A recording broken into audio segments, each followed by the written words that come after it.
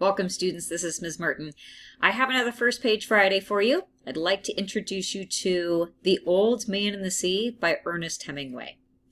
Now, Ernest Hemingway is considered to be a classic author, and his books are considered to be classics. He wrote during the early to mid 20th century, and he lived in a couple of different places in the United States and was a part of several different major moments in history, right? He was a part of several different historical events that make him particularly interesting.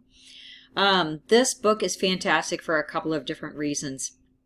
One, it's a shorter book, so students who are looking for a smaller book to help them make that transition from maybe books by that are a little bit simpler into more the classic books. This is a good book to help make that transition. You're reading a classic writer, but it's not Moby Dick, right? That's going to be 400 pages long and a good chunk of work to get through.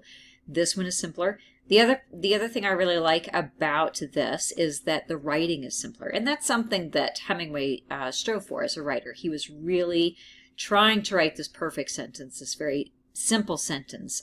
He was trying to write in a very clear manner, and I think that is another thing that makes his writing very appealing and engaging, that you can really connect with the writing easily because of the way that he wrote.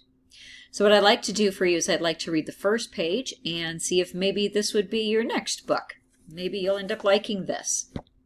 So this is the first page of The Old Man and the Sea by Ernest Hemingway. He was an old man who fished alone in a skiff in the Gulf Stream, and he had gone 84 days now without taking a fish.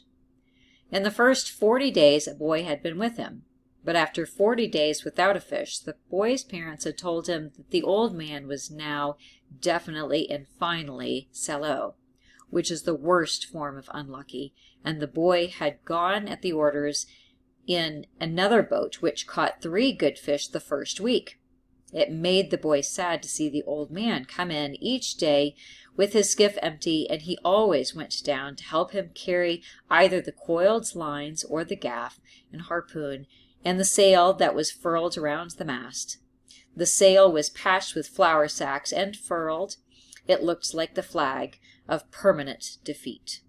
So that is the first page of The Old Man and the Sea by Ernest Hemingway. It's a good transition book. If you haven't read classics, to kind of try out a classic. It's a shorter book, and the writing is really nice and simple, and the characters are interesting. So give that a try, and hopefully that will be your next book.